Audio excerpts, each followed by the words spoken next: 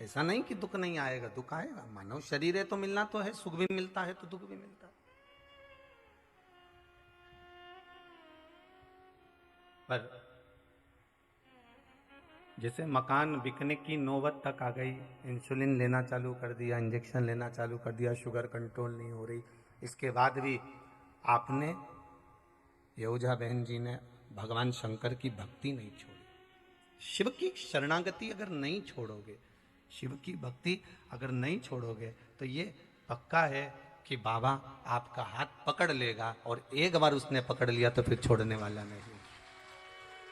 हम फिर कह रहे हैं कि बड़े किस्मत वाले हैं शेर घाटी के लोग, जो इस कथा से वंचित रह गया, बाद में सिर पकड़कर पछताएगा कि अपने गांव में गंगा आई थी और मैं नहा नहीं पाया, बाद में पछतावा।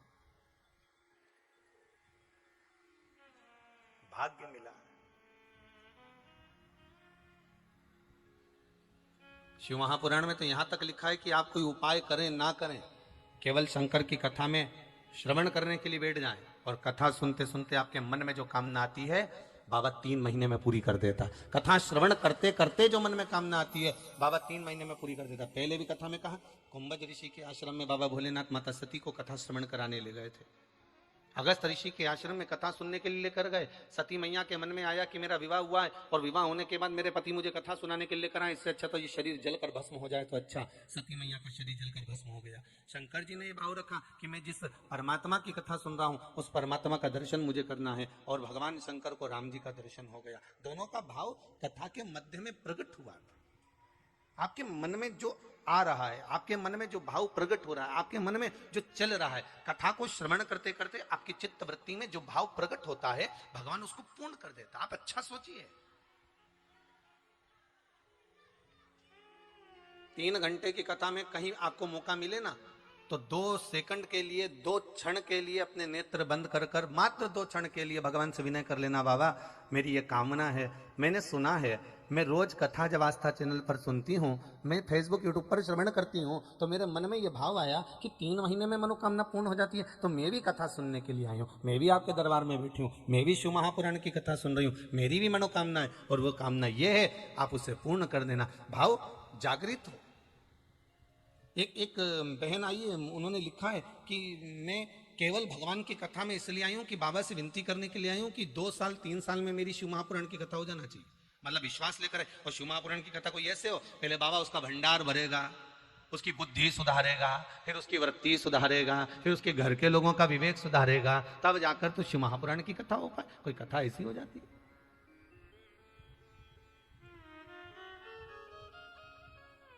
भगवान से केवल एक प्रार्थना का भाव।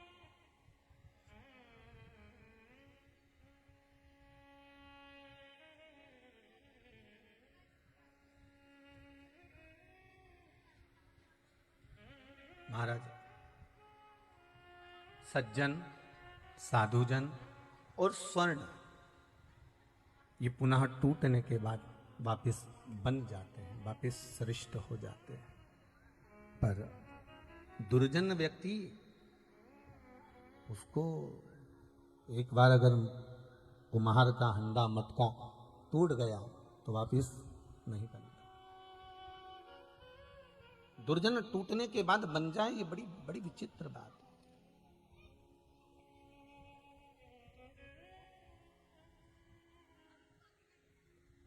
माना थोड़ा सा सज्जन और दुर्जन में अंतर है। सज्जन व्यक्ति दूसरे को दुखी देखकर दुखी हो जाता है, दुर्जन व्यक्ति दूसरे को दुखी देखकर सुखी हो जाता है। मोहल्ले में, पड़ोस में, कुटुंब में, कबीले में, आपके क्षेत्र में अगर कोई बीमार पड़ा है, पहले वो व्यक्ति बहुत घूमता था, बहुत जाता आता था, घूमता था, और चारों तरफ भ्रमण भी करता था, और मालूम पड़े अब वो बीमार पड़ गया, अब मालूम पड़े उसको कोई रोग हो गया, अब बीमार पड़ा हुआ है, उसको रोग हो गया, कोई रोग सता जाता है, हो जाता है।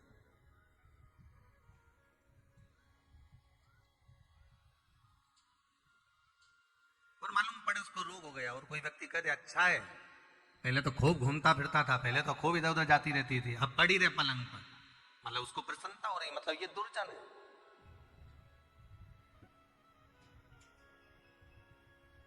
एक एकादशी का महत्तम कथा आपको पहले श्रवण कराई थी, आपको ध्यान में होगा। एक राजा के महल में एक सुंदर भगवान का मंदिर बना हुआ था।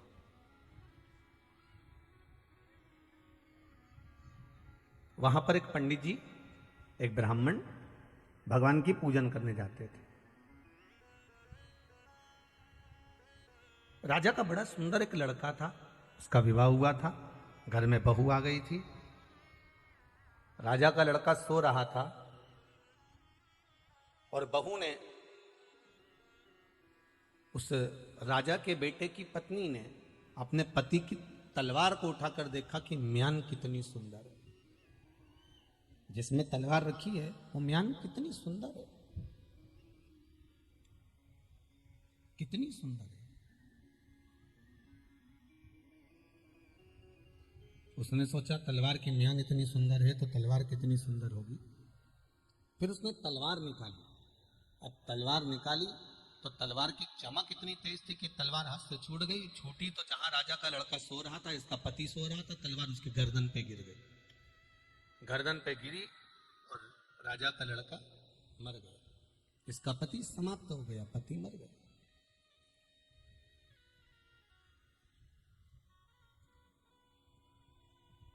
पत्नी ने सोचा कि राजा का इकलौता लड़का मेरे हाथ से मर गया, मेरा पति। मान लो अगर राजा को खबर मिलेगी और मैं पकड़ा गई तो मुझे फांसी की सजा मिलेगी। एक काम करती हूं, ये इल्जाम मैं किसी और पर लगवा देती। किस पे लगाऊंगी? अब सुबह सुबह का टाइम है, करूं क्या? पंडित जी पूजन करने आते हैं, ब्राह्मण देवता मंदिर में पूजन करने आते हैं। जब वो बगीचे में तुलसी लेने आएंगे, बगीचे में फूल लेने आएंगे, तो मैं ये इल्जाम उन पर लगा दूं। ये राजा के बेटे के शव को, अपने पति के बॉडी को, शव को खींच कर ले गई और तुलसी के क्यारे के साइड में उसको पटक दिया। तुलसी के क्यारे की साइड में उसको एक और उसको रख दिया। थोड़ी देर बाद पंडित जी आए, तुलसी उतारने लगे। ये बहू चिल्लाकर दौड़ी, अरे मेरे पति को मार दिया, अरे मेरे पति को मार दिया, अरे मेरे पति को मार दिया। सारा नगर इकट्ठा हो गया, सारे द्वारपाल इकट्ठे हो गए। किसने मारा? ये पंडित जी ने मारा, ये ब्राह्मण देवता ने मारा। पंडित जी को पकड़ लिया। राजा को सूचना गई कि राजा का लड़का मर गया है और उसकी बॉडी पड़ी हुई है। राजा के लड़के की बॉडी पड़ी है? हाँ, राजा का लड़का मर चुका है, मर गया। अच्छा, हाँ। बड़े दुखी राजा। राजा ने कहा पकड़ लो पंडित जी को, कारागार में डाल दो। पंडित जी को ले जाकर कारागार में डाल दिया। और पंडित जी को ले जाकर कारागार में डाला। राजा ने अपने लड़के का अंतिम संस्कार करवाया। अंतिम संस्कार हुआ। पंडित जी को कारागार से बुलाकर सभा में सामने बुलाया। पंडित जी, आपने मेरे बेटे को मार दिया। पंडित जी बोलते हैं, मैं सौगंध खाकर कहता हूं भगवान की कि मैंने नहीं मारा। मैं अपने पुत्र की सौगंध खा सकता हूं कि मैंने आपके पुत्र को नहीं मारा, मैं नहीं मारा। मैं अपनी धर्म पत्नी की सौगंध खा सकता हूं, मैं स्वयं की सौगंध खा सकता हूं कि मैंने आपके पुत्र को नहीं मारा। मैं क्यों मारूंगा? इससे मेरा लेन देन क्या है? इससे मेरा विवाद क्या है? अगर कोई विवाद होए तो मारा जाए, पर इससे तो मेरा कोई विवाद है ही नहीं, तो फिर मैं क्यों मारूं इसको? परंतु मेरी बहू ने तो आप पर इल्जाम लगाया। मैं सुनूंगा नहीं, आप ही ने मेरे पुत्र को मारा है। ब्राह्मण हो आप, इसलिए आपको फांसी की सजा नहीं दे सकता। द्वारपालों, इसने अपने हाथ से मेरे बेटे को मारा है, इसका एक हाथ काट दिया जाए। ब्राह्मण का एक हाथ कट गया। कटा हुआ हाथ लेकर वो घर नहीं गया, सबसे पहले अपने गुरुदेव के पास गया। गुरुदेव, मैंने नियम लिया था कि सत्य बोलूंगा, मैंने सत्य बोला। मैंने नियम लिया था कि मैं गलत नहीं बोलूंगा, सत्य ही बोलूंगा, और सत्य बोला मैंने। फिर मेरा ये हाथ क्यों कटा? गुरुजी बोले, मैं तो नहीं जानता, क्योंकि मैं पूर्व में व्यक्ति के पुराना जन्म क्या था, कैसा था, किसको मालूम है भाई?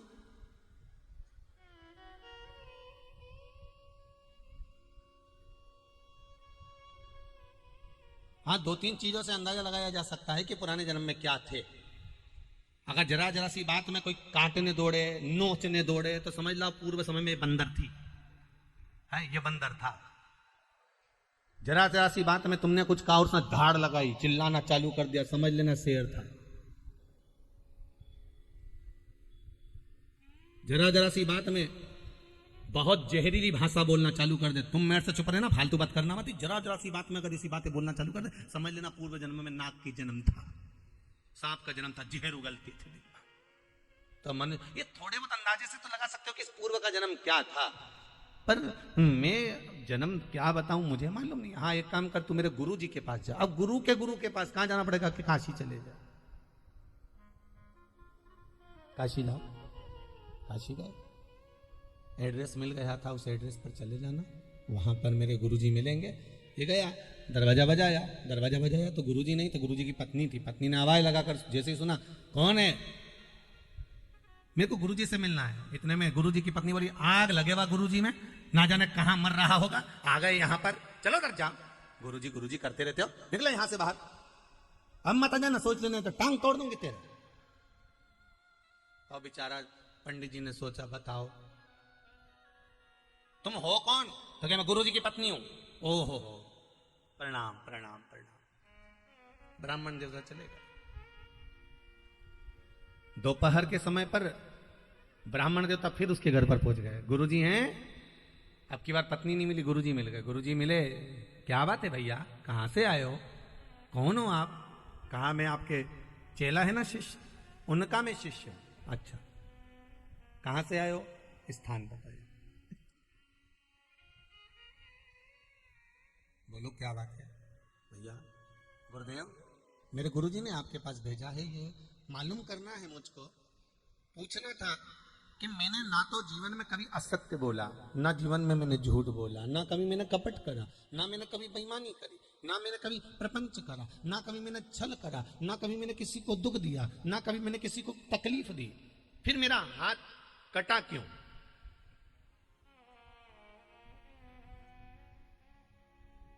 ब्राह्मण देवता बोले, पर गुरुजी ये सब मैं बाद में पूछूंगा कि मेरा हाथ कटा क्यों, पहले तो मुझे एक बात पूछना है।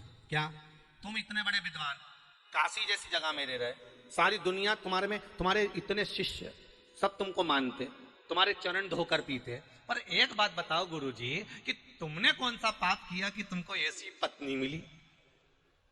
ये तो बता। मैंने सुबह आया था और आपकी पत्नी मिली थी, वो पत्नी मिली, उसने क्या क्या सुनाया, क्या क्या सुनाया, ऐसी पत्नी और आपकी। इतने में गुरुजी बोले, भैया जीवन में पहली बार कोई मिला जो मुझसे मेरी गाथा पूछ रहा। तुमने पूर्व जन्म में कौन सा पाप किया था, तुमने पूर्व जन्म में कौन सा पाप कर्म करा था जो तुमको ऐसी धर्म पत्नी मिली? गुरुजी बोले, सुन, पूर्व समय में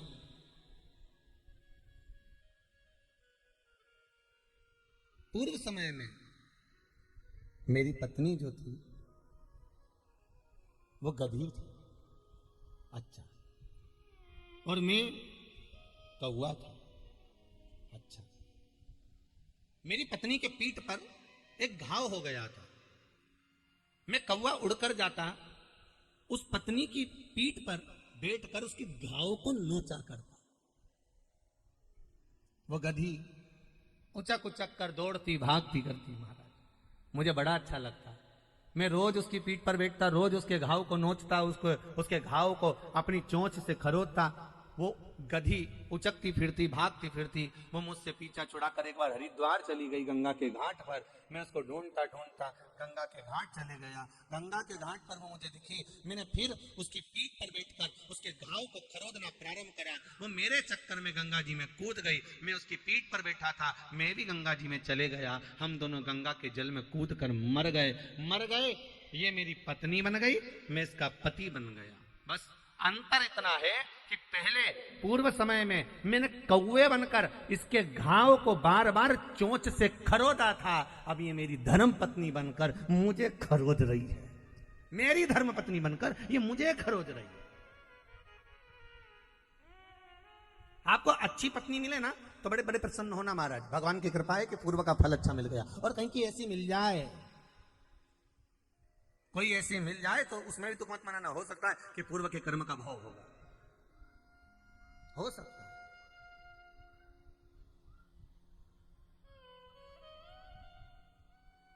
एक माता जी ने लिखा है पत्र में, बड़ा सुंदर भाव है, वो भी सुन लो।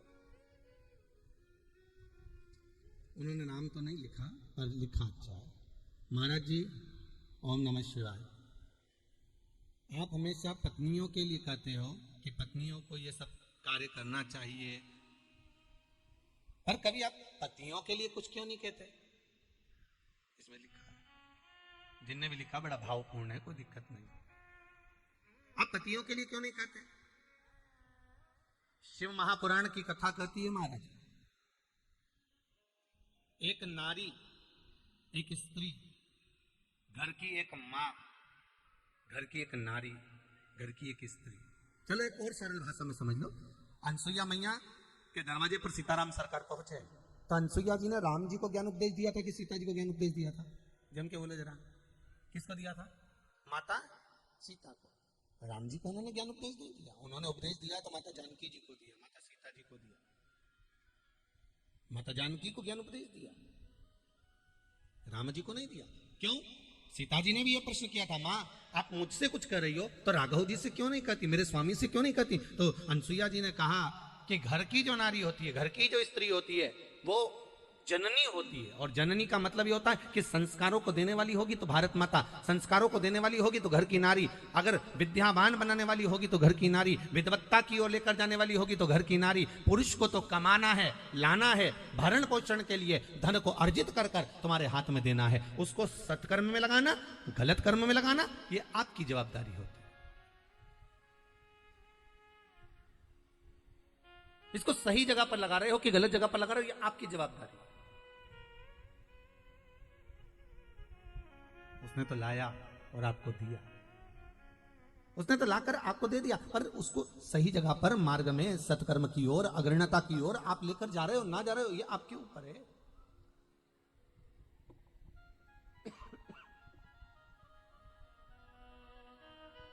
ये आपके ऊपर निर्भर है कि आप लेकर कहां जाए। फिर कहेंगे पुरुष ला रहा है कमाकर, उसको उसका परिवार का पालन करना है, पोषण करना है। हम ये कभी नहीं कहेंगे कि आप दुकान मत जाओ, या काम मत करो, या व्यापार मत करो, सर्विस मत करो, व्यवसाय मत करो, सब कुछ करो। और भगवान ने जन्म दिया है, हम कह भी देंगे कि झूठ मत बोलो तो भी तुम झूठ तो बोलोगे, क्योंकि कमाना है, परिवार का भरण पोषण करना है, परिवार पालना है, तो झूठ तो बोलना पड़ेगा। हम कहेंगे कि तुम छल मत करो तो भी तुम करोगे। कोई रह तो सकते नहीं, तो कुछ रोका तो जा नहीं सकता। बस इतना जरूर कहा जा सकता है कि सारा कर्म करो, पर काम करते रहो, नाम जपते रहो, पार कर देगा वो भी कभी ना करेगा।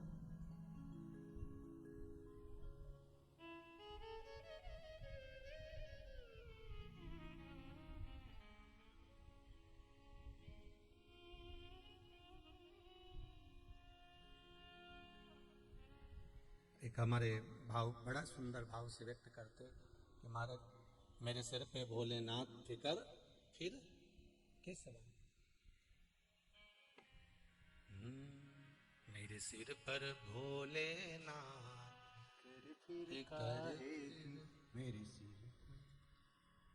मेरे सिर पर भोलेनाथ फिकर, फिर काहे की मेरे सिर पर भोलेनाथ, मेरे सिर पर भोलेनाथ फिकर, फिर काहे की मेरे सिर पर भोलेनाथ फिकर, फिर काहे की।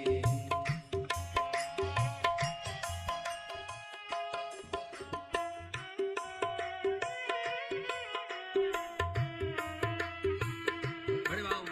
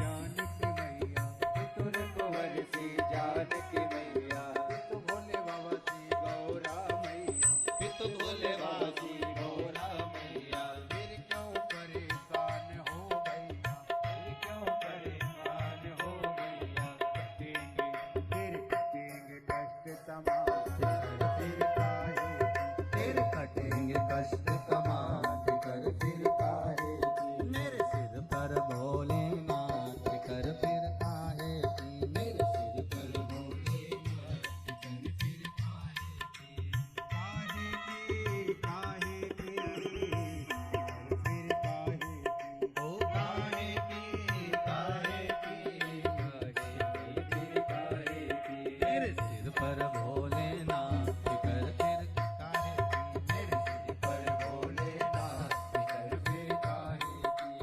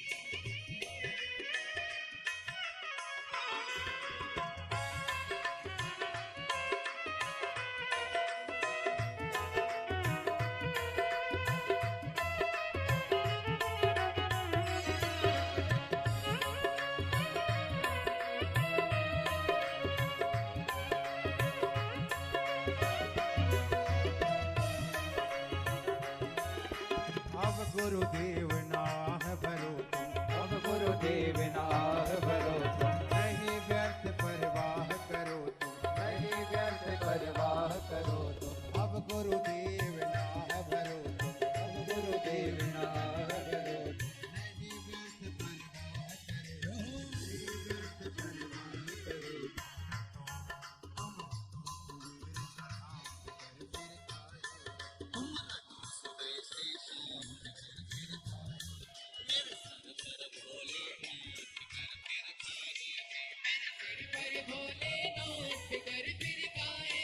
मेरे सिर पर भोलेनाथ कर फिर काहे की, मेरे सिर पर भोलेनाथ कर फिर काहे की, अरे काहे की हो काहे की, फिर काहे की, हो काहे की रे काहे की, काहे की रे काहे की। मेरे सिर पे भोलेनाथ कर फिर काहे की, मेरे सिर पर भोलेनाथ कर फिर काहे की, मेरे सिर पर भोलानाथ कर फिर काहे की, मेरे सिर पर भोलेनाथ कर फिर काहे की।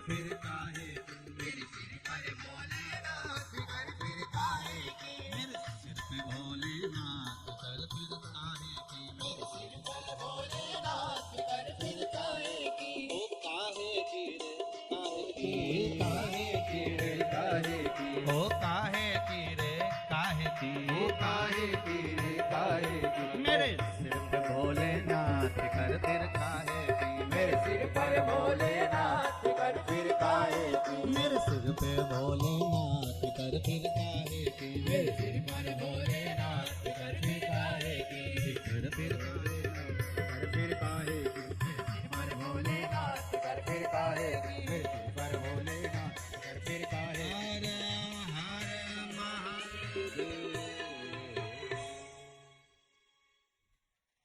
हर हर महादेव बोलो तो ऐसे हाथ नहीं करना है। भगवान भी कहेगा बोल रहे हैं कि अभी मत आना हो, कुछ भी देना तो अभी मत देना। भगवान हर हर महादेव करो तो हाथ ऐसा होना चाहिए, ऐसा कि देव देव और देव, हाथ हाथ ऐसा होना चाहिए। अपन ऐसा कर दो तो भगवान भी कहेगा बोल रहा है अभी मत दो, अभी मत दो, अभी मना कर रहा है, इसके पास बहुत सारा रखा है। भगवान भी हर हर महा, हाथ ऊपर हो तो मेरे सर पे भोलेनाथ फिकर फिर आए की। किस बात की हम चिंता करें गुरुजी? मुझे पूछना ही इतना है गुरुदेव, ये जो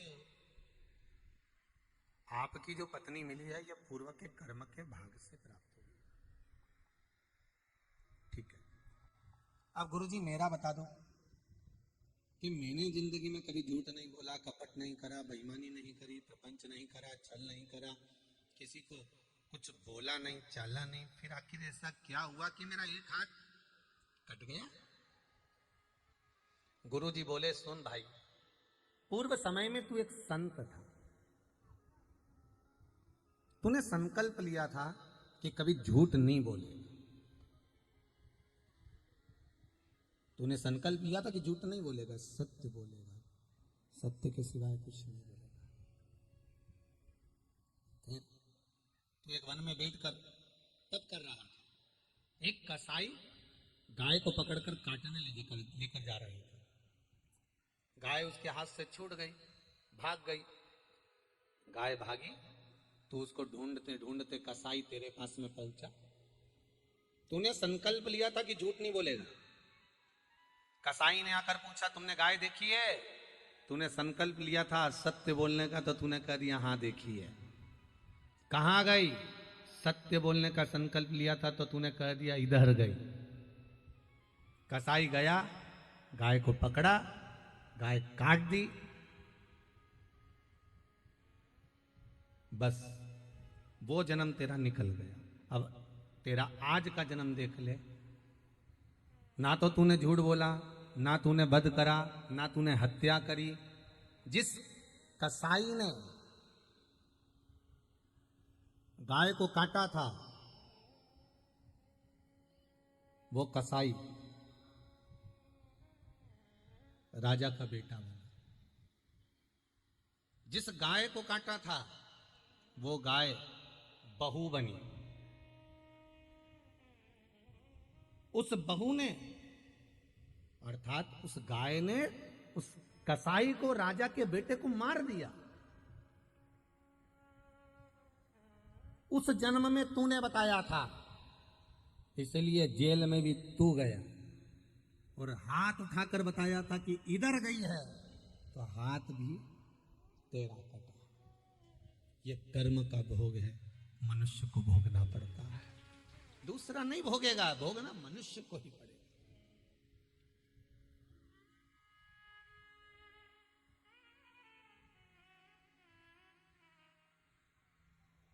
आप जो कर्म कर रहे हैं, हम जो कर्म कर रहे हैं, उसका भोग हमें भोगना है, दूसरा कभी नहीं भोग सकता, भोगना हमें कोई पड़ेगा। भगवान ब्रह्मदेव ने भगवान शंकर के शिवलिंग को जानने के लिए झूठ बोल दिया था।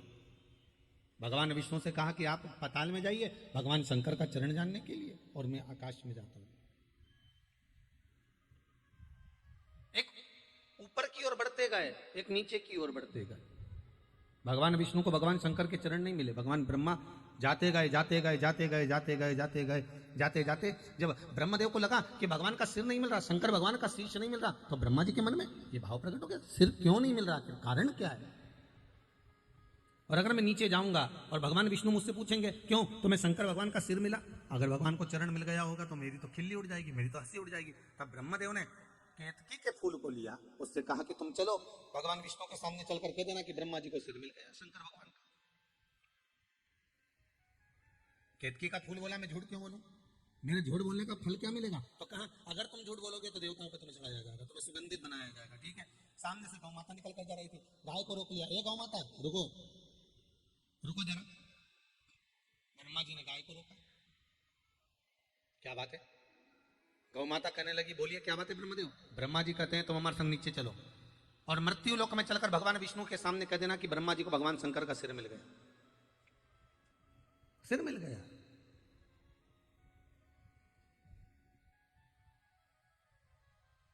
अब चलकर कह देना ये बात, ठीक है कह देंगे। पर गौ माता ने पूछा कि मैं चलकर बोल तो दूंगी पर मेरा लाभ क्या है? व्यक्ति झूठ कब बोलता है? जब उसका कोई फायदा होता है।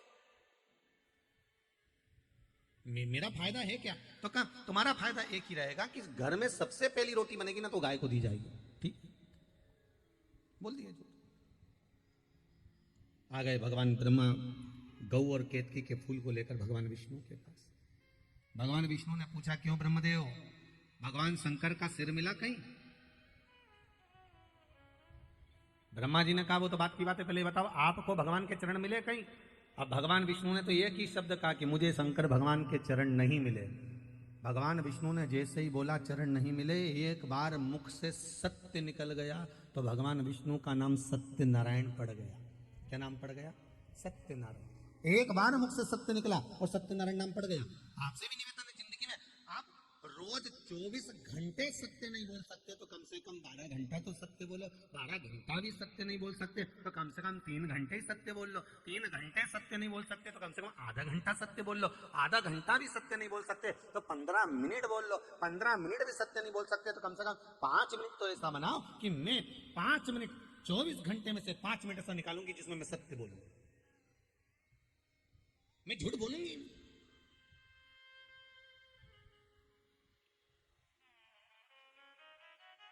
पर वो सत्य निकले तब तो।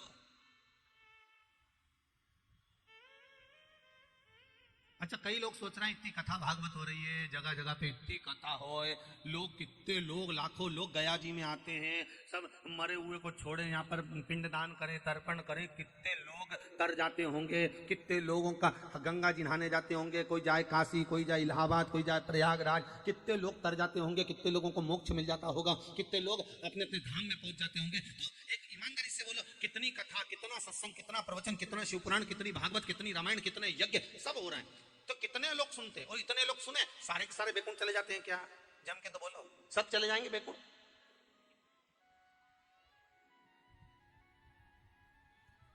जब ज्यादा कथाएं होने लगी, खूब प्रवचन होने लगे, खूब यज्ञ होने लगे, दान पुण्य होने लगे, तो देवताओं में भी हलखलबली मच गई। देवताओं ने मन में विचार करा क्या हो रहा है कि बहुत कथा भागवत सत्संग चल रही, क्या होगा? लोग मरने के बाद बैकुंठ आ रहे हैं, पूरा बैकुंठ भरा गया, नरक पूरा खाली पड़ा।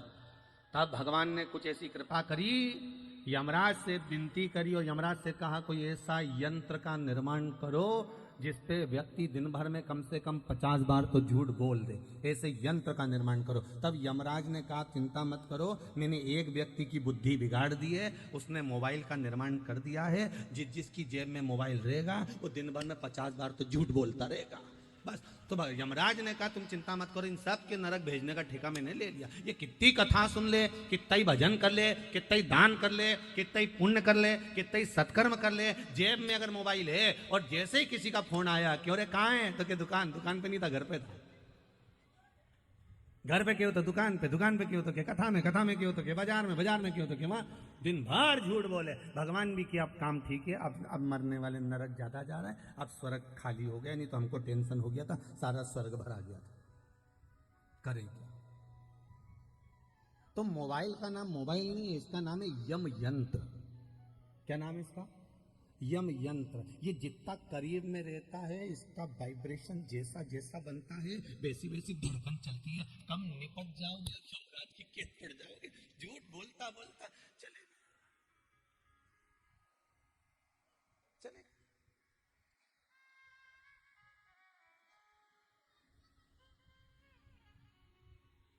अंतिम बिंदु में भी परमात्मा याद नहीं आता। अच्छा कई लोग सोच के बैठे हम मरेंगे तब राम कहेंगे, तो क्या कब राम कहोगी? जब हमारा बुढ़ापा आएगा तब।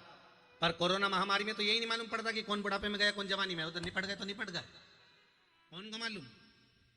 नहीं, अभी हमारा समय आएगा ना जब हम जब भगवान का भजन करेंगे, और के लोग कहते और बड़े बड़े ताव में कहते अकड़ में कहते थे मेरा समय आन दे तब मैं बताऊंगा हूँ क्या, तू मुझे जानता क्या है, मेरा समय आन दे तब मैं बताऊंगा। अरे ऐसी तीरंदाजी में के मेरा समय आन दे, मेरा समय आन दे। और एक दिन छाती में दर्द हुआ, हॉस्पिटल ले गए, डॉक्टर ने कह दिया इसका समय आ गया, इसका समय आया। तब समझ में आया कि समय आना तो इसको कहते हैं। इसलिए कभी अकड़ में मत कहो कि मेरा समय आन दे तब बताऊंगा, मेरा समय आन दे। भगवान ऐसा समय किसी का नहीं लाए दादा, मालूम पड़े निपटी जाए न तेरा पिंडा नीचे बन जाए, कोई मतलब का नहीं। तुम ऊपर नीचे सारा घर का लोग नुक्ती और सेव खाए, थोड़ी सब्जी भजिया रायता सब निपटा और तुम्हारे लिए फोटो लगा के कंडा जला के उनमें घी शक्कर छोड़ दी जाए, खाते रहो घी शक्कर। क्या मतलब?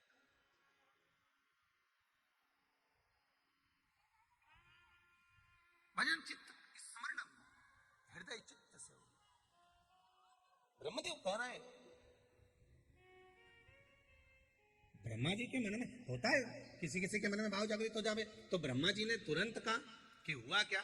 होता है कभी कभी मन में। एक माता जी के दरवाजे पर एक भिक्षुक रोज भिक्षा मांगने जाता है, माता भिक्षाम देई।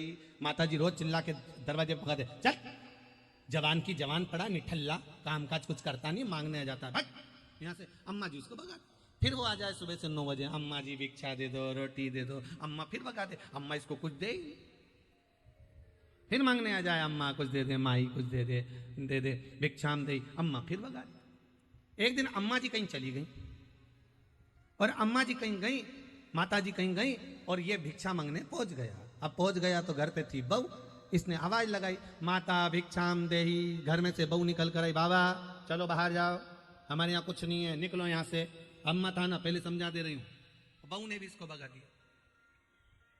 अब बहू ने भगाया, महाराज जी जा रहे थे, भिक्षा मांगने वाला भिक्षुक, वहीं से सामने से अम्मा जी आ रही थी। माता जी ने पूछ लिया महाराज जी को देख के, क्यों रे कहां से आ रहा है? वो बोला माता जी आपके घर से ही आ रहा हूं। अच्छा फिर क्या हुआ? तुम्हारी बहू मिली थी, उसने कुछ दिया है क्या? नहीं, भगा दिया। इतने में तो माता को गुस्सा आया, क्यों की मान के बोली, वो भगाने वाली कौन होती है? भिक्षुक को लगा इन दोनों की लड़ाई में आज तो कुछ मिल ही जाएगा, पक्का हो गया। इन दोनों की लड़ाई में आज तो मुझे कुछ मिलेगा, ये पक्का। बहू कौन होती है भगाने वाली? तुमको, तुम चलो मेरे साथ, अब भी चलो, अब भी चलो। अब तो भिक्षुक कितना खुश, 2 महीने से मांगने जा रही है तो कुछ नहीं मिला, आज जरूर इन दोनों की लड़ाई होगी तो मिल जाएगा। और माता जी बोली वो भगाने वाली होती कौन है? तुम चलो मेरे साथ, चलो मेरे साथ। और ले गई भिक्षा मांगने वाले उस भिक्षुक को, खड़ा कर दिया भिक्षुक को, अंदर गई। बहू, ओ बहू, बहू आई, क्या मम्मी तूने इसको भगाया? हाँ। तू कौन होती है भगाने वाली? घर किसका है? मेरा। तो तूने क्यों भगाया? तेरी इतनी हिम्मत कैसे आ गई? तो बहू बोली तुम भी तो रोज भगाती हो, तो तू मेरी होड़ करेगी? जैसा मैं करूंगी वैसा करेगी? तेरी इतनी हिम्मत? भगाऊंगी तो मैं भगाऊंगी, तेरी इतनी हिम्मत नहीं होनी चाहिए कि तू भगा दे। तो भिखारी से कहा अब तुम जाओ, भग। भिखारी माथा पकड़ा का, जब इतनी दूर से पकड़ के लेके आई, मैंने सोचा कि दोनों की लड़ाई में कुछ मिल जाएगा, और वो लड़ी भी इस बात के लिए कि भगाऊंगी तो मैं भगाऊंगी। हे भगवान, भिक्षा।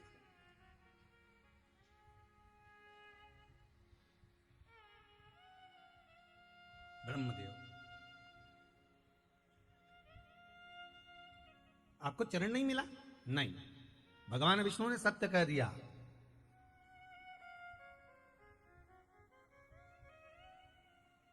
इसलिए कहते हैं स्कूलों में अगर बच्चों को गीता पढ़ाई जाए तो यह पक्का है बच्चे बड़े होकर अदालत में गीता पर हाथ नहीं रखेंगे। गीता पर हाथ वो ही रखता है जिसने बचपन में गीता नहीं पढ़ी होती है।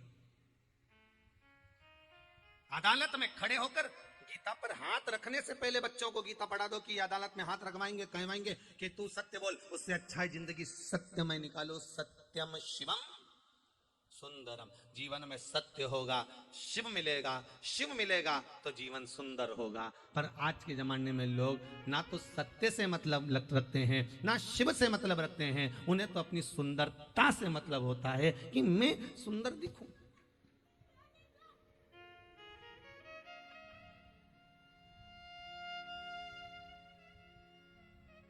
बाहर की सुंदरता से दुनिया के लोग प्रसन्न हो सकते हैं, पर भगवान शंकर कभी बाहर की सुंदरता से प्रसन्न नहीं होगा। भगवान प्रसन्न होगा भीतर की सुंदरता से। भगवान को बाहर की सुंदरता नहीं चाहिए।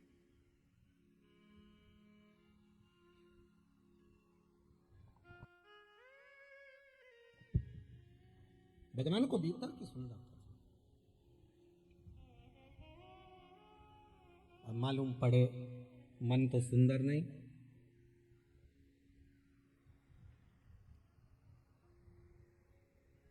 भीतर से भजन का बल बढ़ाइए। व्यक्ति कब तक ठोकर खाता है? जब तक वो भीतर से हल्का होता है। भजन का बल उसका बड़ा नहीं होता तो वो ठोकर खाता है।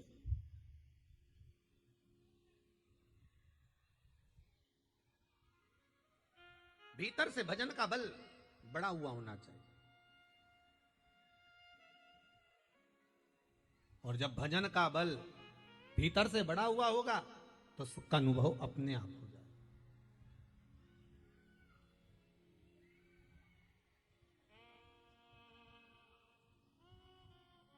आपकी भक्ति का बल बड़ा हुआ होना चाहिए। एक माताजी ने लिखा है,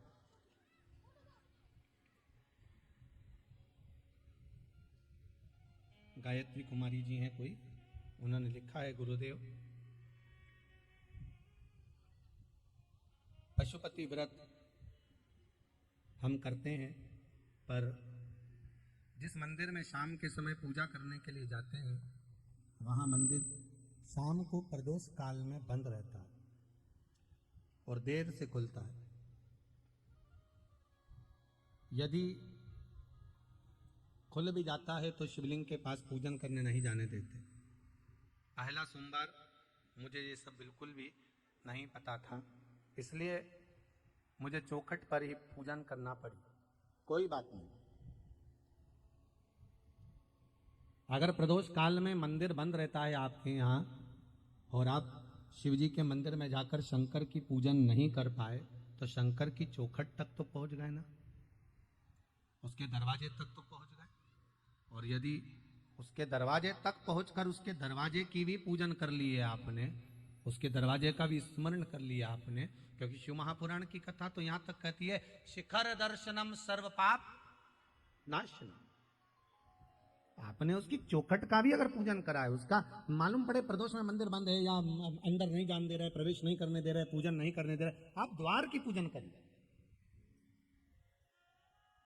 भगवान शिव को निमंत्रण देना, बुलाना या भाव से प्रकट कर लेना। आप जरूरी नहीं कि मंदिर के अंदर जाओगे तभी आप पूजन करोगे। तेरे मंदिर में आना मेरा काम है और मेरी बिगड़ी बनाना तेरा काम। आप भाव से जाकर एक बार निवेदन तो करो, उसको जाकर विनती तो करो, ठीक है। अगर आपके यहाँ के ब्राह्मण जन, पंडित जन, गुरुजन कहे कि आप शाम को मंदिर के अंदर प्रवेश मत करो, द्वार की पूजन कर लो,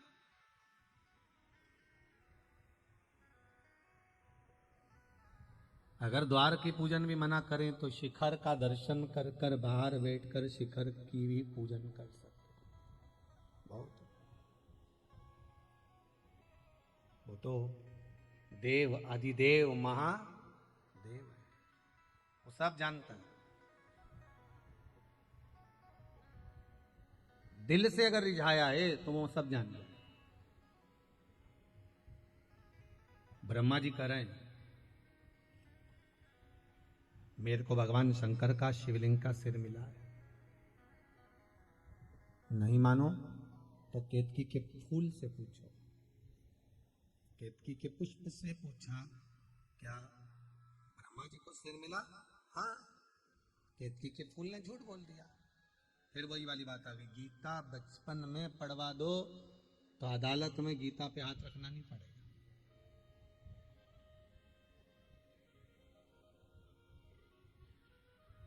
अगर बचपन में पढ़ा है तो फिर सुख मिलेगा जरूर।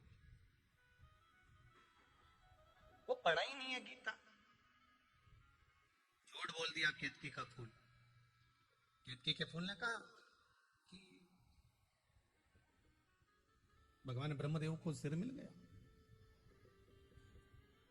शिवलिंग में से आकाशवाणी हो गई, और शिवलिंग में से आकाशवाणी हुई कि ये केतकी का फूल झूठ बोल रहा।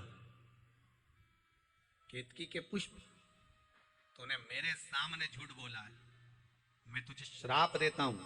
भगवान शंकर कहते हैं केतकी के पुष्प सारे देवताओं पर तू चढ़ेगा, पर शंकर भगवान पर कभी नहीं चढ़ेगा। शिव पर अगर भूल से भी केतकी का फूल चढ़ गया तो 1000 गौ हत्या के बराबर दोष लग जाए। इसलिए केतकी का फूल शंकर पर कभी नहीं चढ़ता। सारे वृक्षों की पत्ती आप भगवान को चढ़ा सकते हो, पर केतकी का फूल नहीं चढ़ा सकते। श्राप है तुझको, सब पर चढ़ेगा पर शिव पर नहीं। ब्रह्मा जी ने कहा अगर आपको विश्वास नहीं है तो गौ माता से पूछ लो कि मुझे भगवान शंकर का सिर मिला कि नहीं मिला। गौ माता से भगवान विष्णु ने पूछ लिया, हे गौ माता बताओ, क्या शंकर भगवान का सिर ब्रह्मदेव को मिला है? ब्रह्मा जी को सिर मिला है। अब तो गौ माता ने कह दिया नहीं नहीं नहीं नहीं, ब्रह्मा जी को भगवान शंकर का सिर मिला है। शंकर भगवान के मस्तक का दर्शन ब्रह्मदेव ने करा है। तब तो भगवान शंकर की आकाशवाणी फिर शिवलिंग में से हो गई, ये गौ माता झूठ बोल रही है, ये गौ माता झूठ बोल रही है। ए गौ माता, मैं तुझे श्राप देता हूं, तेरा पूरा शरीर पूजा जाएगा पर तेरा मुख अपूज्य माना जाए। तूने झूठ बोला। गाय का पूरा शरीर पूज्य है पर गाय का मुख अपूज्य है।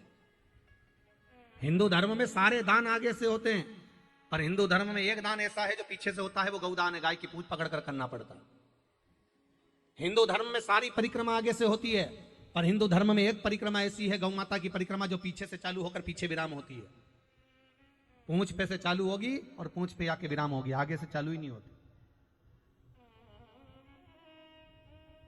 तूने झूठ बोला। और आप सब तो गया नदी के तट पर रहते हो, फाल्गु के तट पर रहते हो, आप लोगों को तो मालूम होगा कि गौ माता ने 2 बार झूठ बोला था, एक शिव जी के सामने और एक सीताराम सरकार के सामने।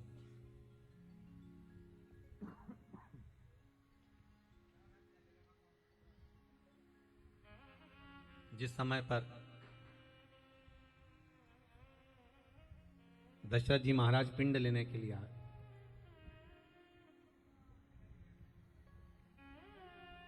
राम जी ने कहा पिताजी पिंड तो दे दूंगा पर बनाऊंगा काहे से, अन्न का भाग नहीं है मेरे पास में। जाओ, मैं कल पिंडदान करूंगा।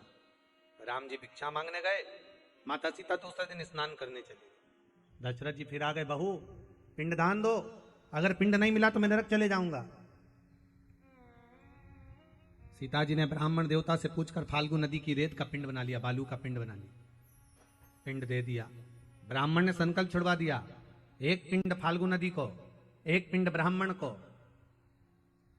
प्रदान करता, एक पिंड गौ माता को दिया। जहां जहां ब्राह्मण देवता ने पिंड छुड़वाए सब जगह पर पिंड का दान दिया गया।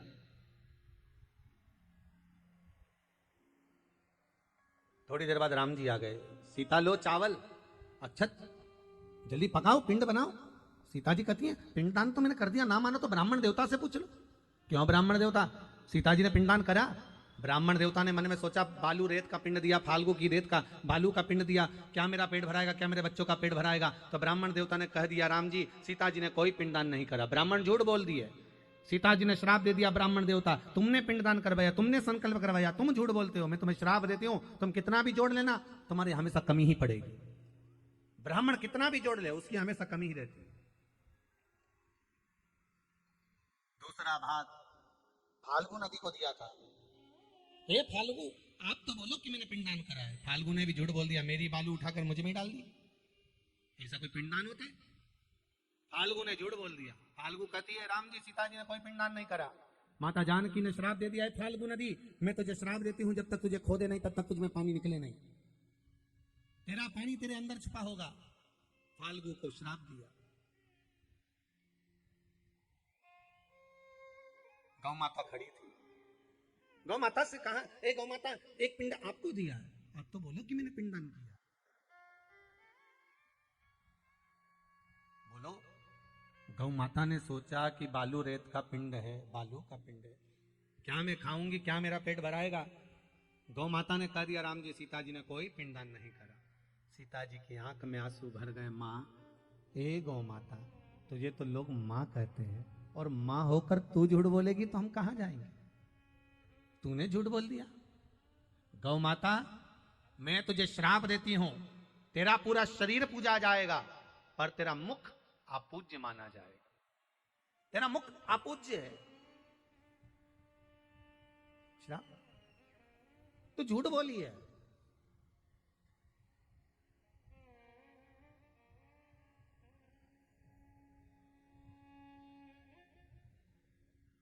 गाय किसी बर्तन को मुख लगा देती है तो उस बर्तन को 7 बार मांजना पड़ता है, 5 दिन गंगा का जल भर के रखना पड़ता है, 3 बार अग्नि में तपाना पड़ता है, फिर गंगा जल भरना पड़ता है, फिर गाय का वो बर्तन अपने काम में ले सकते हो पर भगवान की सेवा में नहीं। झूठ बोली है। एक झूठ बोलने वाले का अश्र क्या हो सकता है, वो देखिए आप शिव महापुराण की कथा में विचार करिएगा। दिन भर में हम कितने झूठ बोलते हैं। ब्रह्मा जी गाय को देखकर बाद में बोले, ब्रह्मदेव, ब्रह्मा जी ने कहा यह आकाशवाणी झूठी है। भगवान कहते हैं, ब्रह्मदेव तुम झूठे हो। ब्रह्मा जी मानने को तैयार नहीं हुए, झूठ बोलते रहे बोलते रहे बोलते रहे। भगवान शंकर को क्रोध आ गया। शिव जी ने अपने पैर के अंगूठे के नख को तोड़ा, तोड़कर फेंका, काल भैरव प्रकट कर लिया। काल भैरव से कहा, काट दे ब्रह्मा का सिर जिससे वो झूठ बोल रहा है। काट ब्रह्मा का सिर जिससे वो झूठ बोल रहा है। काल भैरव ने अपनी चीटी उंगली के नख को तोड़कर फेंका, फेंकते से ब्रह्मा जी का सिर कट गया। ब्रह्मदेव का सिर कटा। ब्रह्मा जी का सिर कटा। कटा हुआ सिर भी झूठ बोलता जा रहा है। ये आकाशवाणी झूठी है, आकाशवाणी झूठी है। देखो, सत्य को प्रमाण की जरूरत नहीं पड़ती पर असत्य को प्रमाण की जरूरत है। झूठ बोलने वाला प्रमाण साथ में रखता है। असत्य को प्रमाण चाहिए, सत्य को प्रमाण नहीं चाहिए।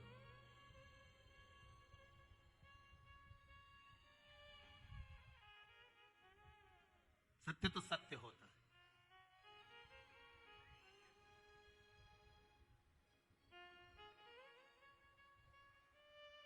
अब ब्रह्मा जी का सिर कटा। कटे हुए सिर के रक्त से एक नदी प्रकट हो गई जिसका नाम है कर्मनाशा नदी। उत्तर प्रदेश में आज भी वो बहती है। भारत की भूमि पर केवल एक नदी ऐसी है, कर्मनाशा, जिसके पूरे घाटों पर लिखा हुआ ये कर्मनाशा, इसमें हाथ ना धोइए, इसमें पांव ना धोइए। अगर 7 पीढ़ी में भी किसी ने उद्यापन करा होगा, पुण्य करा होगा, पूजन करा होगा, भजन करा होगा, कीर्तन करा होगा, दान करा होगा, अगर इस कर्मनाशा नदी के पानी का छींटा लग जाएगा तो पूरे कर्म का नाश हो जाएगा, पूरे पुण्य का नाश हो जाएगा। इसका नाम कर्मनाशा। पूरी दुनिया में एक ही नदी है जिसका पानी कुत्ता भी नहीं पीता। कौन सी नदी? जम के बोलो जरा। कर्मनाशा, जिसका पानी कुत्ता भी नहीं पीता। कुत्ते को किसने ज्ञान दिया कि कर्मनाशा पानी पी ले रहे? पर कुत्ता भी पानी नहीं पिए, ये कर्म नाश है, कर्मों का नाश कर देती है, इसका स्पर्श नहीं होना चाहिए।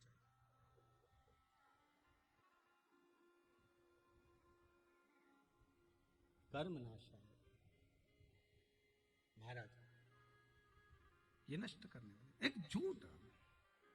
शंकर भगवान को आप कुछ दें ना दें, शंकर भगवान को आप बेलपत्र दें, कुछ दें, धतूरा दें ना दें, शिव जी को जल चढ़ाए ना चढ़ाए, शंकर को दूध चढ़ाए ना चढ़ाए, दही चढ़ाए ना चढ़ाए, पंचामृत चढ़ाए ना चढ़ाए, पर शिव को अगर कुछ चढ़ाओ चाहे मत चढ़ाओ, शंकर को सत्य प्रिय है, क्योंकि शंकर को सत्य हमेशा भाता है। सत्यम शिवम सुंदरम, शिव को सत्य में आनंद है, सत्य में।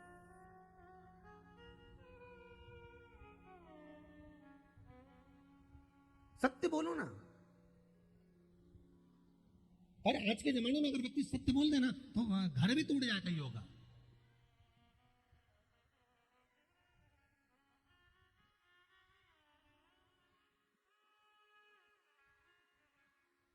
एक विद्वान से विद्वान ब्राह्मण भी एक नरक में पड़े हुए थे, तो गांव के लोगों ने पूछा, जब ऊपर गए मरने के बाद में, तो गांव के लोगों ने पूछा, क्यों पंडित जी, तुम तो इतनी कथा कहते थे, तुम इतने प्रवचन कहते थे, तुम तो बहुत ज्ञान की बात करते थे, तुम तो नरक में पड़े हो, इतना बड़ा हमारा गांव का विद्वान पंडित तो नरक में पड़ा। पंडित जी बोले, ये सब मेरी पत्नी के कारण हुआ। तो तुम्हारी पत्नी ने क्या कर दिया ऐसा? पंडित जी बोले, रोज मेरी पत्नी तैयार होकर मेरे सामने खड़ी होती और रोज मुझसे पूछती मैं कैसी लग रही हूं। तो इसमें नरक जाने वाली कौन सी बात आ गई? पत्नी ने पूछा तुमसे कि मैं कैसी लग रही हूं, तुमने क्या बोला? तो कि मेरे को एक ही बात तो बोलना पड़ती थी, बहुत अच्छी लग रही है। तो इससे नरक कैसे मिल गया? तो पंडित जी बोले, रोज सुबह से उठ के झूठ बोलना पड़ता था ना।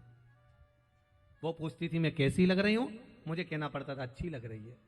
अब भले अच्छी नी भी लगे तो भी झूठ तो बोलना होता है। एक पत्नी तैयार होके आई और तैयार होके आके पति जा रहा था ऑफिस दुकान, इसने आते से पूछ लिया, क्यों जी मैं कैसी लग रही? अब पति ने आज सोच लिया था सत्य बोल के मानूंगा, चाहे कुछ भी हो जाए, आज झूठ नहीं बोलूंगा, सत्य बोलूंगा। और इसने आते से पूछा, क्यों मैं कैसी लग रही? पति बोला, ऐसी लग रही जैसे हरी घास में भैंस चल रही। अब बेचारा डायरेक्ट तो बोल नहीं सकता, तो चुप।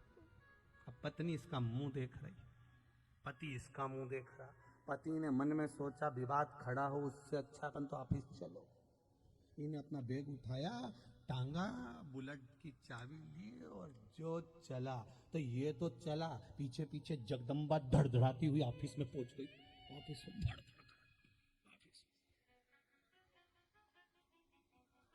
अच्छा, इस कथा को हम बस यहीं पे रोक देते हैं। तो एक दो बार लोगों ने पूछा, ऑफिस में फिर हुआ क्या था? हमने कहा, वही हुआ जो महिषासुर का हुआ था। अब इसके सिवा क्या हुआ? उसके बाद तो फिर आरती हुई होगी, अम्बे तुए जगदम्बे काली, जय हो सिर घाटी वाली, हम सब उतारे तेरी आरती, तेरे घर के बहु बच्चों पे भीड़ पड़ गई भारी, हे मां। अब इसके बाद होगा क्या महाराज?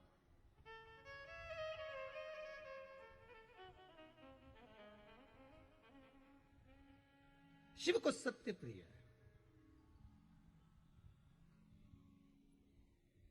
बहुत प्रिय है शिव को सत्य। एक कौवे को एक हंसनी पसंद आ गई। कौवा उस हंसनी को अपने घर ले आया।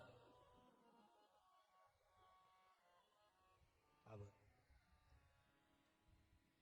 कौवा हंसनी को ले आया, हंस ने अदालत में केस लगा दिया, मेरी हंसनी को कौवा ले गया।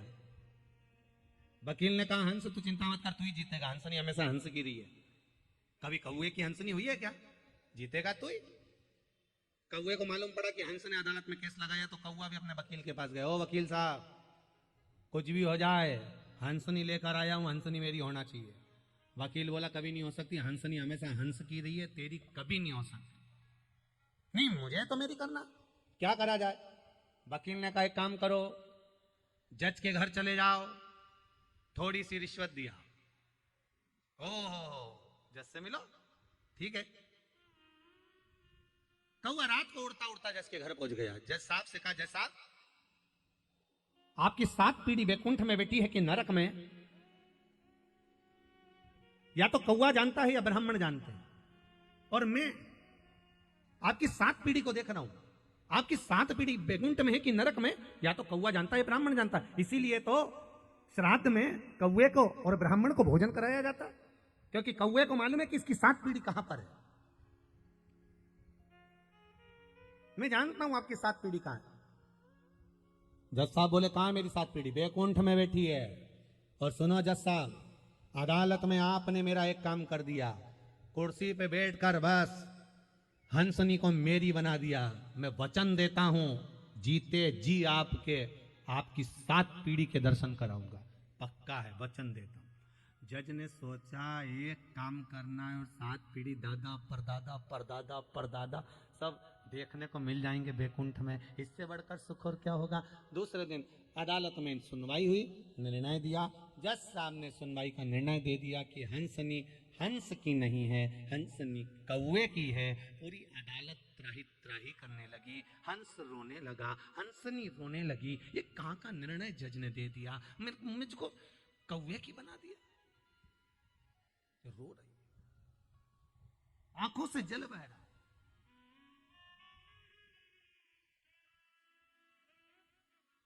सब रोते रोते चल दिए। जज ने कौवे से कहा, कौवे मैंने अपना काम कर दिया, हंसनी को तेरा बना दिया, अब तू अपना काम कर, मेरी 7 पीढ़ी से मुझे मिलवा। कौवा कहने लगा, चलो जज साहब मैं आगे आगे चलता हूं, तो मेरे पीछे पीछे चलो। कौवा उड़ा, जज पीछे पीछे गाड़ी लेकर चला। चलते चलते शहर से, गांव से, नगर से, खेड़े से बाहर निकल गए, जंगल में पहुंच गए। कौवे ने कहा, जज साहब उतरो गाड़ी से नीचे। जज जैसे गाड़ी से नीचे उतरे, वहां तो बहुत बदबू आ रही थी। जज ने अपने मुख पर रुमाल रख लिया। कौवे बहुत बदबू आ रही है। कौवा बोला, और आगे आओ। जज और आगे बढ़ा, और आगे आओ, और बढ़ा, और बदबू आ रही है। इतनी बदबू में क्यों लेकर आया? कौवा कहता, और आगे आओ। जज और आगे गया। मरा हुआ कुत्ता पड़ा था, उस कुत्ते के पास में सफेद इल्लियां पड़ रही थी। कौवे ने कहा, जज साहब ये जो सफेद वाली इल्ली दिख रही है, ये तुम्हारी दादी जी है।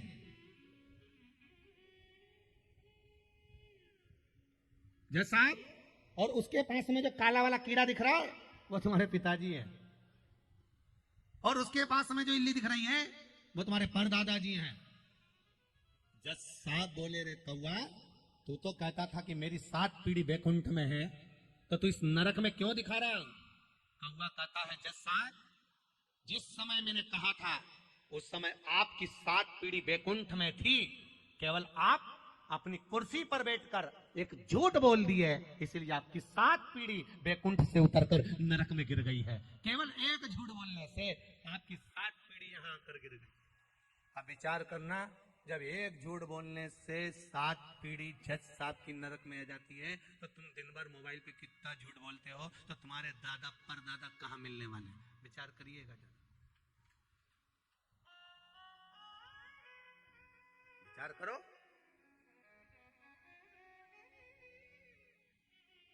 तुम तो सोचते हो कि पिंड दे दिया तो पिंडा छूटा। लोग पिंड दे के तो पिंड छुड़ाते हैं। पिंड देने का मतलब क्या? कि किसी के मरने के बाद जो पिंड दे रहे हो, पिंड छुड़ाने के लिए तो दे रहे हो कि इसका पिंड छूट जाए, इससे मेरा पीछा छूट जाए, तो पिंड दान कर दो। 12 पिंड, 13 पिंड, 16 जो देना है पिंड दान कर दिया। 13 6 मसीह का, 12 मसीह का जब दे दिया, लो हमारा पिंड छूट। पर हमारा पाप, हमारा पुण्य हमारा कभी पीछा नहीं छोड़ता, कभी नहीं छोड़ता।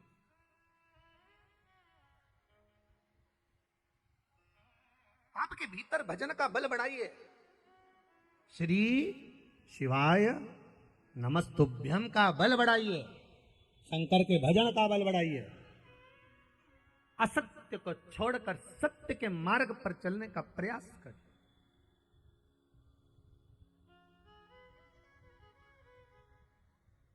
सत्य के मार्ग पर चलिए। जिंदगी में अगर कोई वस्तु छुपाई ना जाए, कोई बात छुपाई ना जाए और सत्य प्रमाणित कर कर बता दिया जाए, हाँ साहब ये सामान ऐसे लिया, हाँ साहब ये मकान ऐसे लिया, हाँ साहब ये प्लाट ऐसे लिया, हाँ साहब ये पुष्प ऐसे आया, हाँ साहब ये फल ऐसे आया, हाँ साहब ये स्नेह ऐसा है, हाँ साहब मेरे प्रेम ऐसा है, हाँ साहब ये क्रम ऐसा है। बताओ सत्य बताने में क्यों पीछे उठते हो? सत्य को छुपाना नहीं है, सत्य को दबाना नहीं है। सत्य जब छुपने के बाद सामने आता है तो व्यक्ति को नष्ट कर देता है, बर्बाद कर देता है। सत्य जब छुपकर सामने आएगा तो व्यक्ति को बर्बाद कर, इसलिए सामने प्रकट करते चलो साहब सत्य ये है, राम नाम सत्य है, सत्य की प्रमाणता ये सत्य प्रबल है।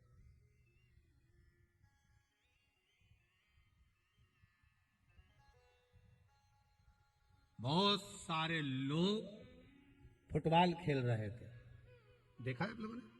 अरे बोलो तो जम के, फुटबॉल, एक फुटबॉल पर सब लात मार रहे थे। देखी कि नहीं देखी? अरे जम के तो बोलो जरा, देखी? सब लात मार रहे थे। एक बेचारा गांव का व्यक्ति खड़ा था, उसके पास में एक संत खड़े थे। उसने गांव के व्यक्ति ने संत से पूछा, गुरुदेव, ओ गुरुदेव। गुरुजी बोले क्या है? मुझे एक बात समझ में नहीं आ रही, ये बेचारी गेंद ने क्या बिगाड़ा जो सब लात मार रहे हैं? इस बॉल ने, इस फुटबॉल ने, इस गेंद ने क्या बिगाड़ा जो सब इस पे लात मार रहे हैं?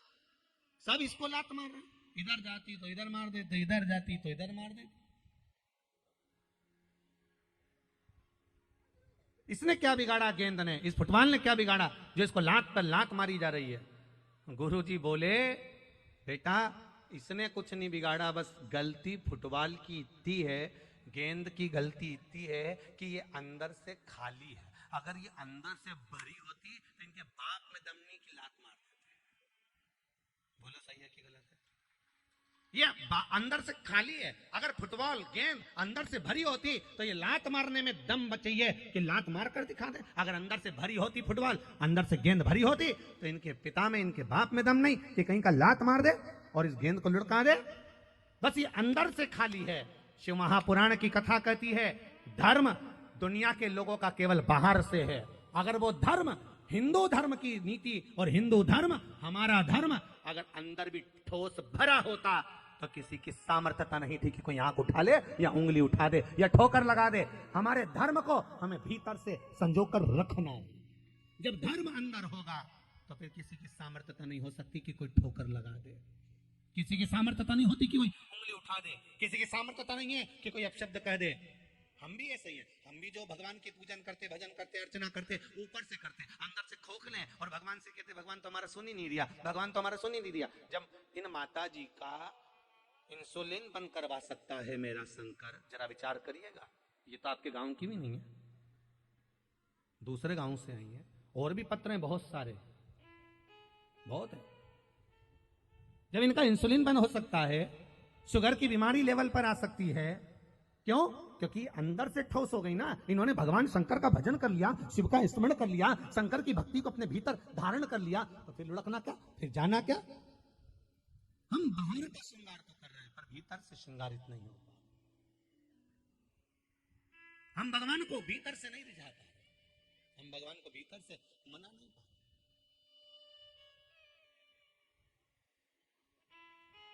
कुछ कहना चाहते हो? दे जरा माइक दो।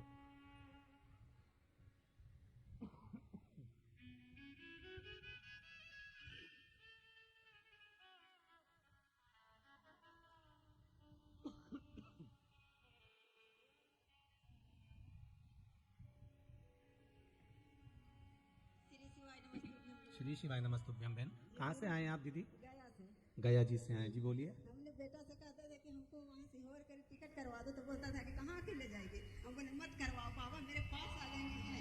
नजदीक में आ गए तो हमने बोले कि अकेले चले। माइक पास में लो, माइक की आवाज नहीं आ रही। बेटा साथ में आया है, बोला हम बोले कि कोई नहीं जाएगा तो हम अकेले चले जाएंगे। बाबा की कृपा। कहाँ है बेटे आप? क्या है? जब कुछ देने के लिए आपके लाए थोड़ा सा जाओ बेटा दे। बाद में दे देना, रखो उसको, बाद में बुला लेंगे। बेटा बहुत बहुत साधुवाद दीदी, आपका विश्वास था, आप सीहोर आने वाले थे पर बाबा ने कृपा करी है और बाबा सिर घाटी आ गए, यही बाबा की कृपा है। खाली आ गए, 6 महीना में अपने घर में बुला ले। आवाज नहीं आ रही है। 1 महीना में सर घाटी आ गए, 6 महीना में अपने घर बुला ले। बाबा कृपा करे, ये विश्वास है आपका, अगर बाबा देगा ना तो ये पक्का है 6 महीने में आपके घर भी बाबा बुला लेगा। हर हर महादेव। श्री शिवाय नमस्ते करता हूँ, बैठिए। भगवान शिव की कृपा।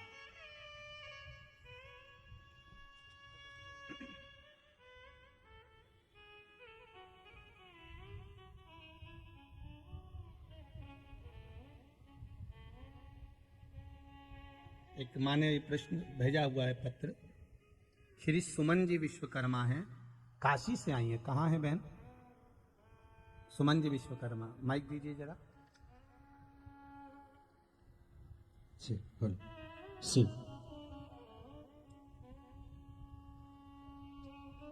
पहले तो आप काशी नगरी से आए हैं, आपको प्रणाम है, दंडवत है। काशी के कंकर को, काशी के निवासियों को, पशु पक्षी तक को, जीवों को मेरी ओर से बहुत बहुत दंडवत, जिस भूमि पर मेरा बाबा विराजमान है। आपने लिखा है सुमन दीदी विश्वकर्मा, आप लिखे हैं गुरुजी मेरा हार्ट की बीमारी थी जो ठीक होना मुश्किल थी, पर बाबा देवाधिदेव महादेव की कृपा ऐसी रही, आपने जो उपाय व्यासपीठ से बताया था वो किया, अब मैं बिल्कुल ठीक हूँ। आप कहाँ से आए दीदी? काशी से। श्री शिवाय नमस्तुभ्यम श्री गुरुजी। शिवाय नमस्तुभ्यम। काशी से आए हैं गुरुजी। अब ठीक है आप? बहुत सही गुरुजी। बाबा ने कृपा करी आपको? असीम कृपा किए, दया किए। हम वहाँ भी आने वाले थे कुबेश्वर धाम गुरुजी, लेकिन बाबा से प्रार्थना अब कर रहे हैं कि हमारे काशी में आए। बाबा कृपा करे, आपको बहुत बहुत साधुवाद, बाबा की करुणा है। आप तो निवेदन करे हैं, कल शायद शाम को ही काशी विश्वनाथ की नगरी से ही फोन आया है कि काशी में बाबा कथा कराएं, प्रयास रहेगा। बहुत बहुत साधुवाद, आप निवेदन देने आए, बाबा आ जाएगा। हर हर महादेव। हर हर महादेव। बहुत बहुत साधुवाद। भगवान शिव की कृपा।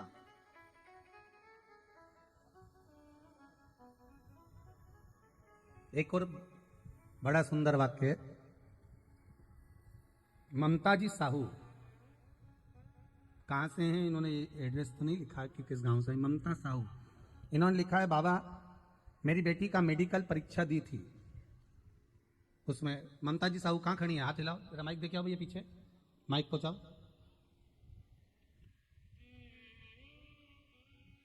जल्दी नहीं पहुंचाइए, आप पीछे ले जाइए।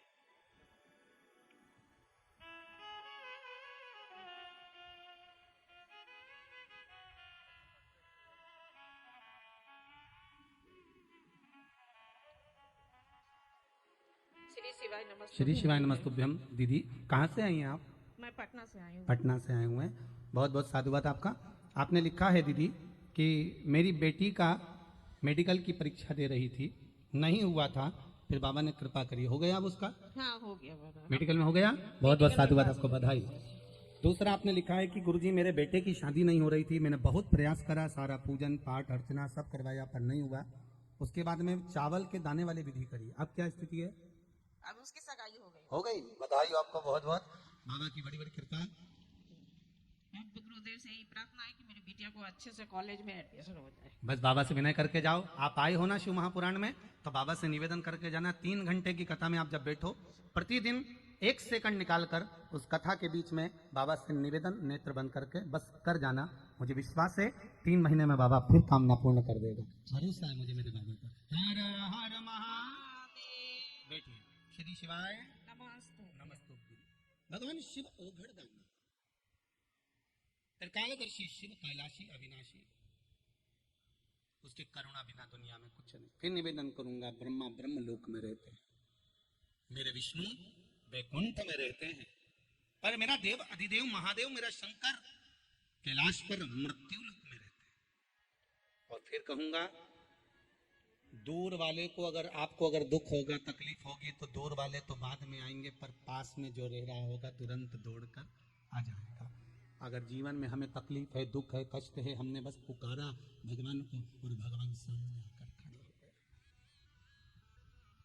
सम्मुख में।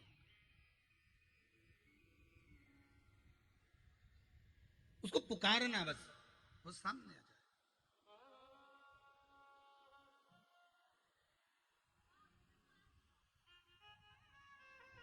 बुलाने का एक भाव, फूलों से मंदिर सजाऊंगी, भोला तुमको मनाऊंगी, फूलों से मंदिर सजाऊंगी, भोला तुमको मनाऊंगी, तुमको मनाऊंगी, तुमको मनाऊंगी, तुमको मनाऊंगी, मैं तुमको मनाऊंगी, ओ तुमको मनाऊंगी, तुमको मनाऊंगी, तुमको मनाऊंगी, तुमको मनाऊंगी। अरे फूलों से मंदिर सजाऊंगी, भोला तुमको मनाऊंगी, अरे फूलों से मंदिर सजाऊंगी, भोला तुमको मनाऊंगी।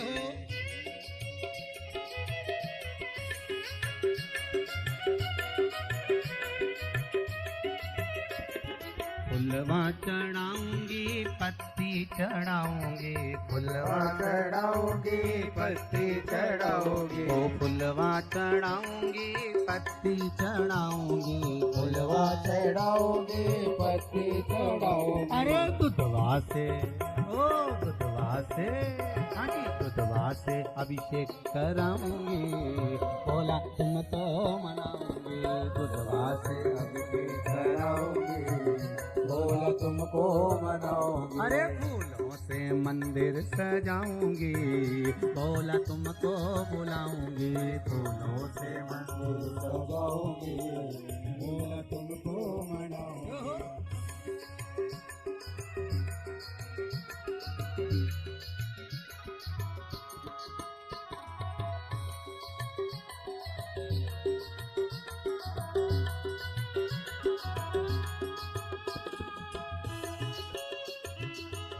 हर भोले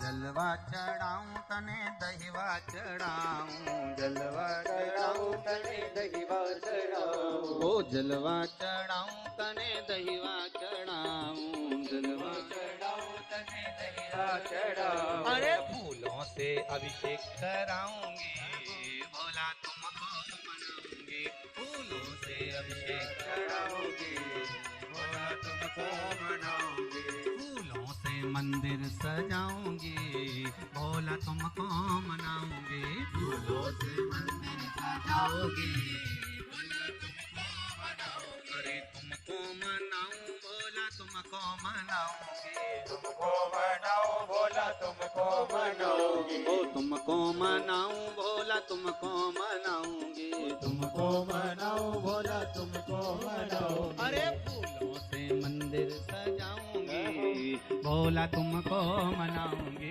फूलों से मंदिर सजाऊंगी, भोला तुमको मनाऊंगी।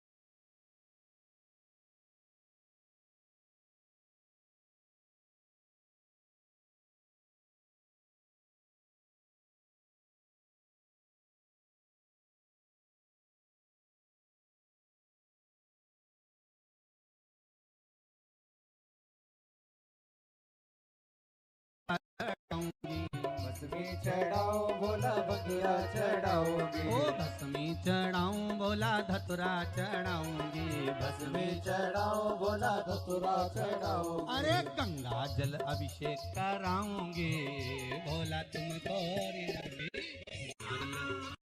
चढ़ाऊंगी,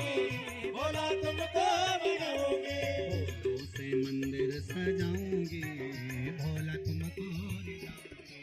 फूलों से मंदिर सजाऊंगी भोला तुमको मनाऊंगी। फूलों से मंदिर सजाऊंगी भोला तुमको रिझाऊंगी। फूलों से मंदिर सजाऊंगी भोला तुमको मनाऊंगी। तुमको मनाऊंगी भोला तुमको मनाऊंगी। भोला तुमको मनाऊंगी भोला तुमको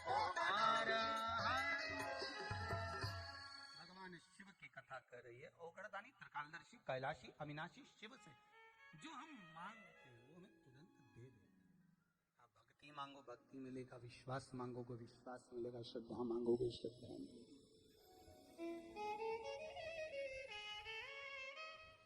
क्या नहीं देता सर्वस्व।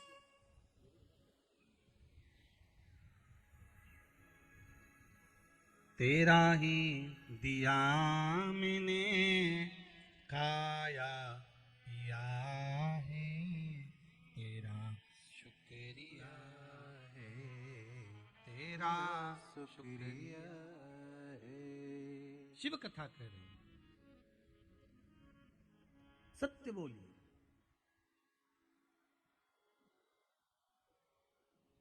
सारी दुनिया में झूठ बोलना चल जाएगा पर शिव के सामने कभी झूठ मत बोलना। ब्रह्मा जी का सिर कट गया, ब्रह्मदेव का सिर कट गया। और ब्रह्मा जी का जब सिर कटा तब स्वयं भगवान विष्णु ने जाकर भगवान शिव से कहा कि ये कटे हुए सिर का कुछ करिए। तब भगवान शंकर ने वो कटे हुए सिर का बड़ का पेड़ बट वृक्ष बना दिया। क्या बनाया है? बट वृक्ष। पूरे गया क्षेत्र में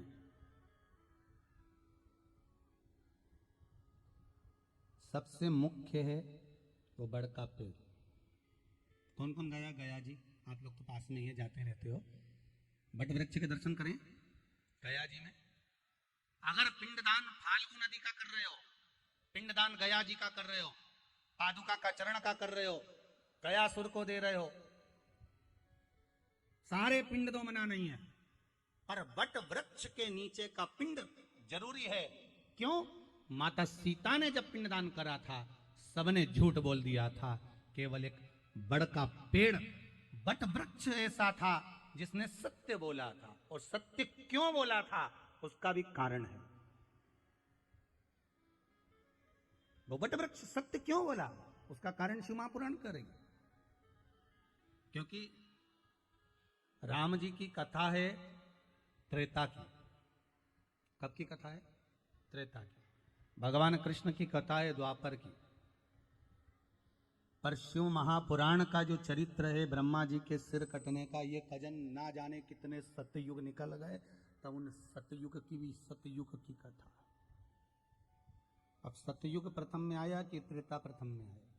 जम के तो बोलो सतयुग प्रथम में, फिर त्रेता, फिर द्वापर, फिर कलयुग। तो बड़ का पेड़ कब बन गया था ब्रह्मा जी के मुख का? सतयुग बन गया।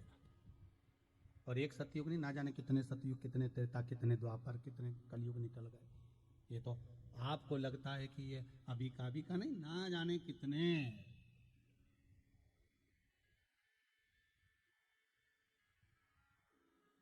ना जाने कितने।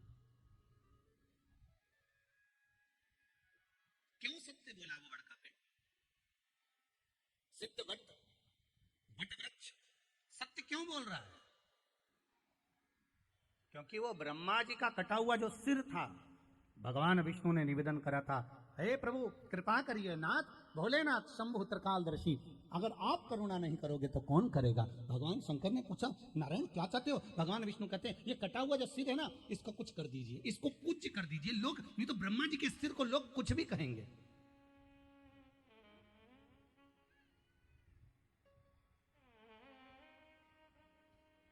आप ब्रह्मा जी के सिर को कुछ बना दीजिए। शंकर भगवान ने हाथ में जल लिया, गंगा जी के जल का स्पर्श कर कर शिव जी ने जो फेंका, कटा हुआ ब्रह्मा का मुख बट वृक्ष बन गया, बड़ का पेड़ बन गया।